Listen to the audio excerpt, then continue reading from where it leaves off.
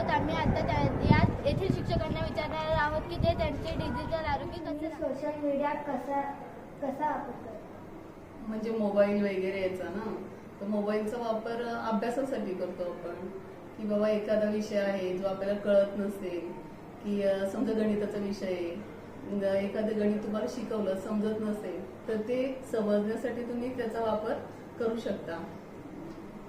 तर तुम्ही social media किती वेळ वापरता. किती वेळ, खरं सांगू की खोटं सांगू?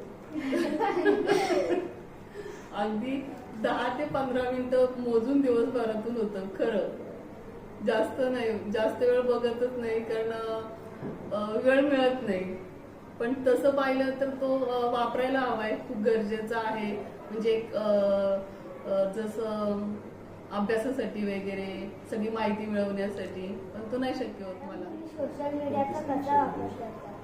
मी मोबाईलमध्ये आपल्या जे ॲप्स इन्स्टॉल आहेत, जसं की गुगल आहे, यूट्यूब आहे, इंस्टाग्राम असेल, फेसबुक असेल, तर त्याच्यावर मला समजा यूट्यूबवर काय माहिती पाहिजे, एखादी रेसिपी बनवायची, मी यूट्यूबवर सर्च करून मला खूप साऱ्या रेसिपी येऊ शकतात. तर सो मी तिथे जाऊन ती माहिती मिळू शकते. किंवा एखादं मला एज्युकेशन रिलेटेड पाहिजे असेल, किंवा मला एक जावा म्हणून कोडिंग आहे, मला कोड करायचं, तेव्हा मी त्याच्या गुगलला जाऊन मी प्रोग्रामचं नाव टाकून मला सगळं प्रोग्राम ॲज इट इज येईल.